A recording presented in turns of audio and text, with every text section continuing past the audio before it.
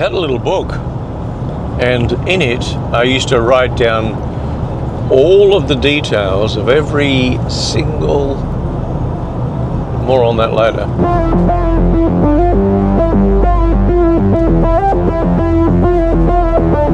I don't recall exactly what my first camera was, because I recall using I think it was my mother's brownie box or whatever it was when I was a kid,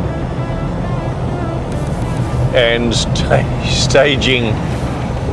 staging terrifying shots of my brother stabbing my other brother or something like that, or laying dead on the doorstep. But I believe that the first camera that I ever actually bought was a Polaroid land camera. And I was fascinated by this thing because it was, I think, when the first color ones came out. And they were an instant camera, so you could load them up with a roll of film, but then you just pulled out the shot after you'd taken it, and it developed pretty well on the spot, so you had instant photography. The first camera that I recall owning would have been probably something like an Instamatic, including the 110 cameras where you popped a little cartridge in, and at the end you just sent the cartridge off for processing. But the very first SLR camera that I bought was a Russian-made camera called the Zenit, and I had that for a while, but from memory it was full manual, which was fine because it's kind of good to learn on a manual camera as it is in a manual car. But I bought myself a Pentax ME Super, and that and the Pentax Super A, which I also bought, I used for years. In fact, I only recently got rid of the last of them in the last couple of years, to be honest. They sat in a bag, in a camera bag, because when digital cameras came along in the early 2000s, I switched to digital because, well, the film is free, and seriously, they are so much more convenient. A little like the Polaroid land camera, you can take the picture and there it is, you've got it. You don't have to send off a film and wait for it to be processed. The first DSLR, or digital single lens reflex camera, I bought was, I believe, a Pentax K1000, not K1000, but K something or other. I'll have a look for it. Doesn't really matter all that much. And then I ended up with a Panasonic G3, which is still in the house. I gave it to my reluctant assistant, and she has it. Then I got a Panasonic GH4, and I now have a Panasonic GH5, as well as the Panasonic S5, which is my main go-to camera.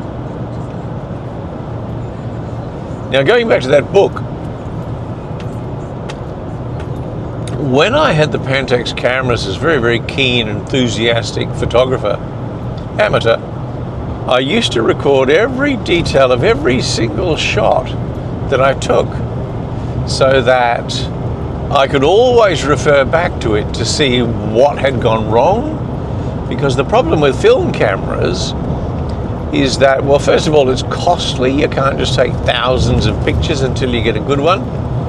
because you don't know what it is that you've actually taken until it comes back from the developer.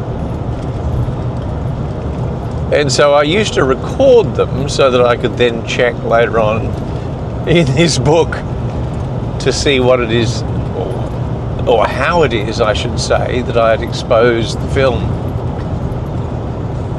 Now on that, there's not a lot that you can do with film cameras, given that the only settings you've really got are the ISO, the speed of the film, and then once you set that on your camera, you only have a couple of options. One is f-stop, which is the aperture size, with big numbers being a smaller aperture, and the other is shutter speed. But when it comes to digital, there are a myriad settings, such as, you know, the color casts, including all the way through to monochrome, so you can shoot in black and white. But I tend to just use it automatically. So what I wanted to do was to try and experiment with using what's called Vlog. A film camera's dynamic range is very broad, but less so with a digital camera, because it compresses the image into, let's say, a band of exposures, and they might only be 5 or 6 or 7 f-stops wide. But some of that data beyond that, so in the darks and in the lights, can be collected. And if you shoot in Vlog, in essence, that's what the camera is collecting. And you then have what really amounts to a fairly flat image. And I'll show you some of that.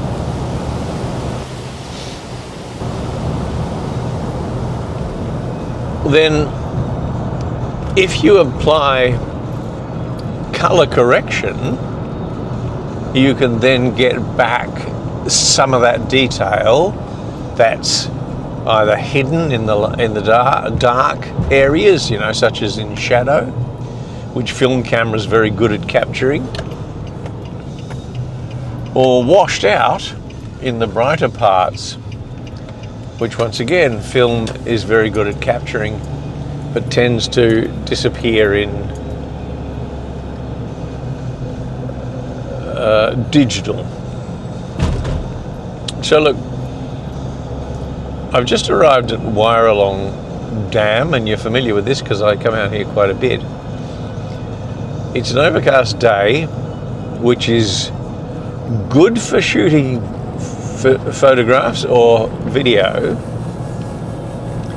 because there's no harsh shadows, so you won't get any of that dark shadow or washed out sky.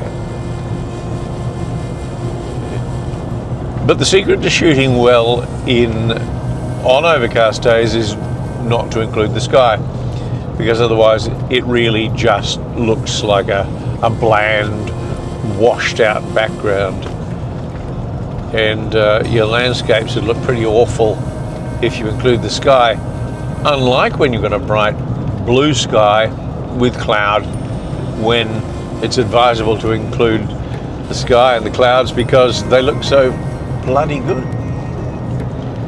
Anyway, let's go and set up the cameras.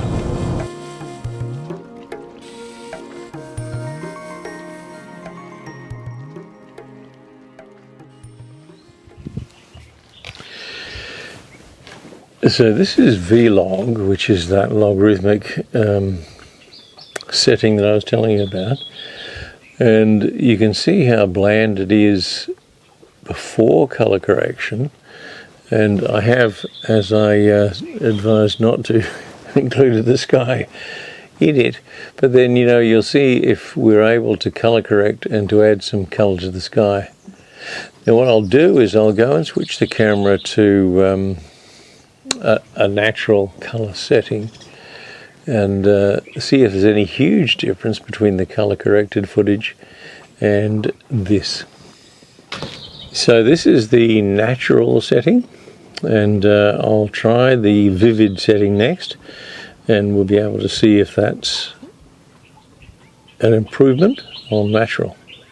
So this is the vivid setting, and I think for most of the footage that I capture, and you know, the natural or the vivid, depending on which is probably the better one, is adequate. But I do watch a couple of YouTube channels, in particular Isabel Page, and I'll put a link in to that. Now she uses a Sony camera, and I think that she shoots in log.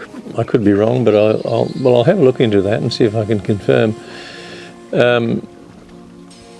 And spends a fair amount of time color correcting, and her footage is just gorgeous, like really beautiful footage. Now, given that the setting is, let's say, exotic, you know, she's up in the mountains, so she's either got snow or autumnal colours or spring colours, you know. It's stunning, but here in Queensland, of course, we don't really have those seasons.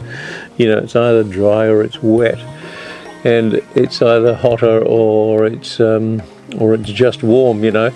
But we don't have that really cold, nor do we get the real, you know, what the Americans call the fall season, you know, which is our autumn, you know, when the leaves fall. So evergreens don't change much season to season. Anyway, look, let's go and do a bit of color correcting, and we'll get this uploaded and talk to you again soon. Oh, by the way, just before I go, check out the latest video, which is Troopy Rise of the Troopy number 15, in which I attack a bull bar, replace the house water filter, and talk about the Volvo. Thanks for watching.